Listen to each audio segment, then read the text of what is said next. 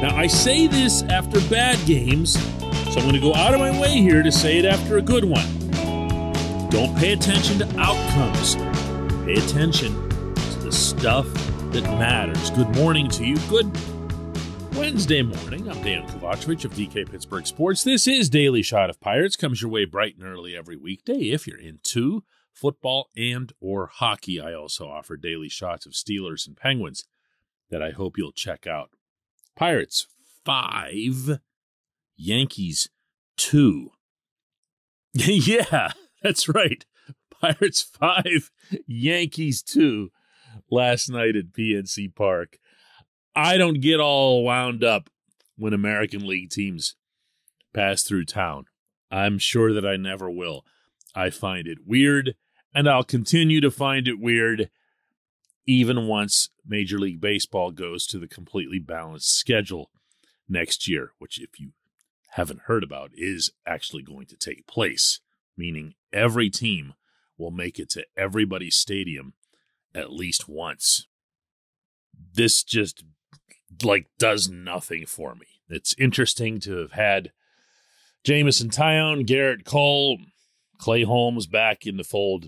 I could not care less about the Yankees. However, I can appreciate that there was the first sellout crowd since August 3rd of 2019.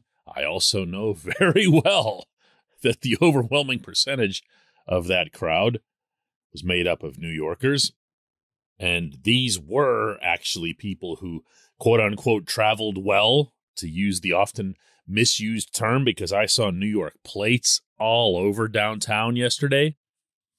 And I can appreciate that a good time would have been had by all, just as I can appreciate the novelty, I guess you'd have to call it, of the Pirates now being 6-1 against the Dodgers and Yankees combined, the two spending powerhouses in baseball. But I also know this, and not to be the mood killer here, but Jose Quintana was the best player in the game.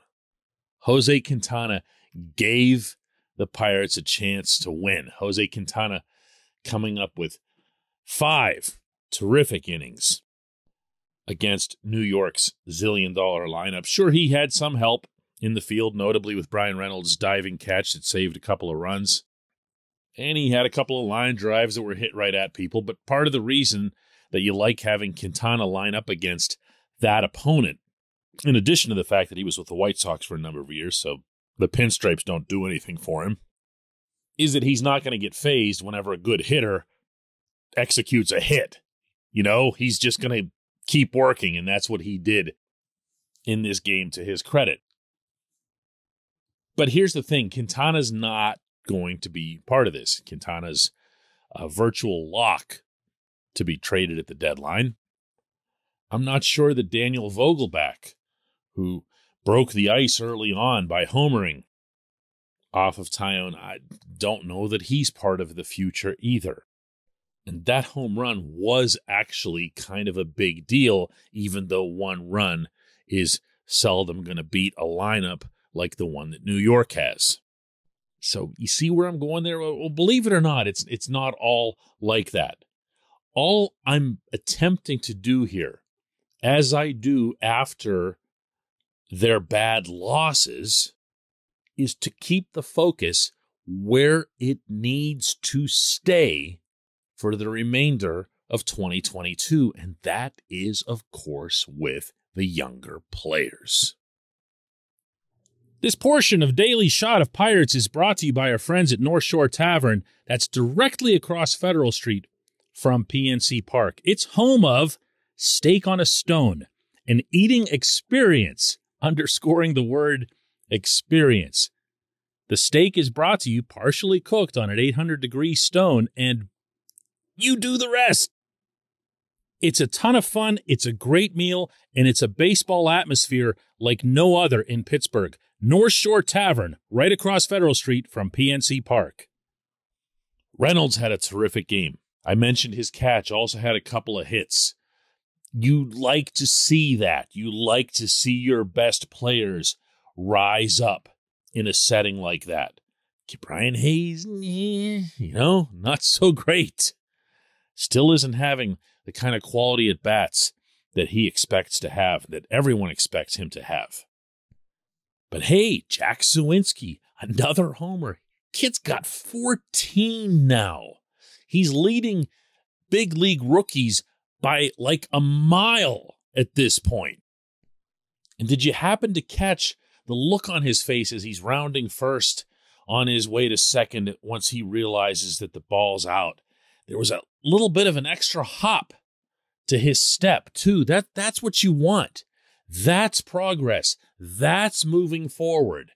That's building real confidence. Just like nobody can take Jack's 3 home runs away from him on Father's Day, nobody can take away that moment against that opponent. Good stuff. How about O'Neal Cruz's sac fly?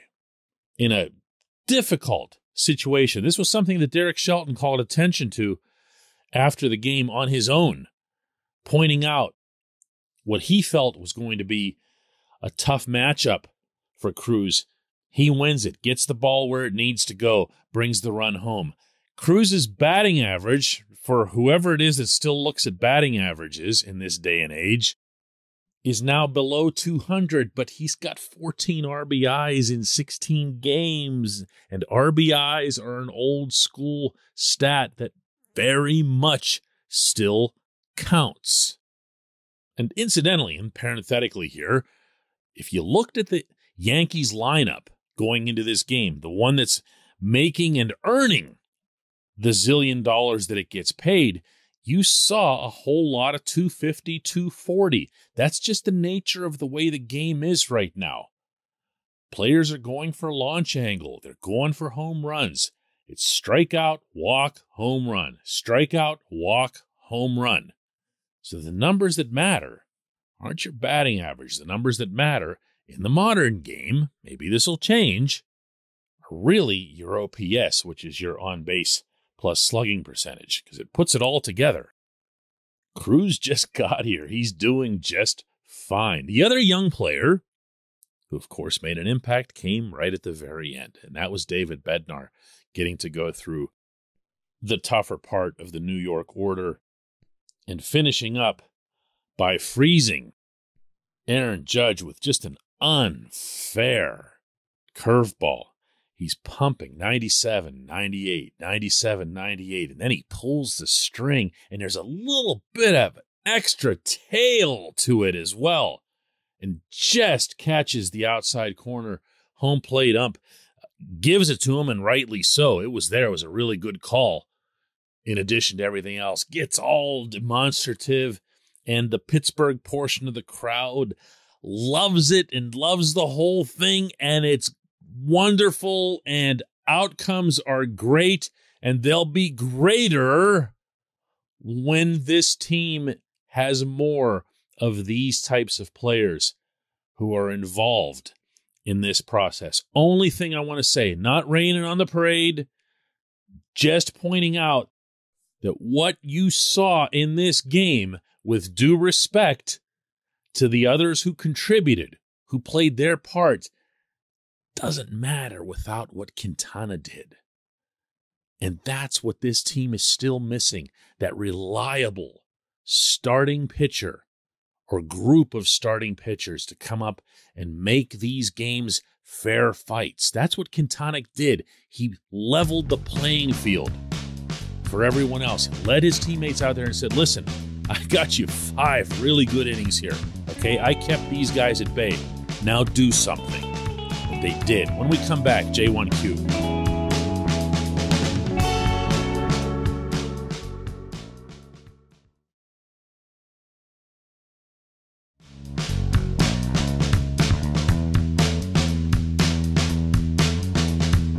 And today's J1Q comes from Mark, who says, great game, DK. Great atmosphere, great crowd. This was a fun night to be at the ballpark.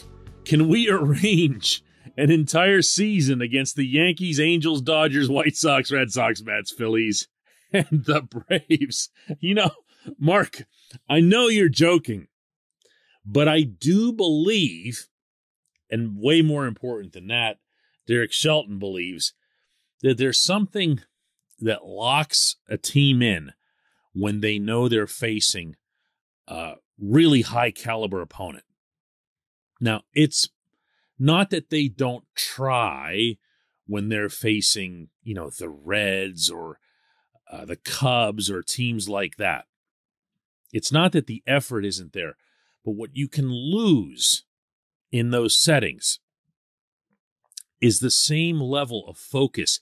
Maybe the best way to describe that is a healthy fear of getting embarrassed. Look at it this way.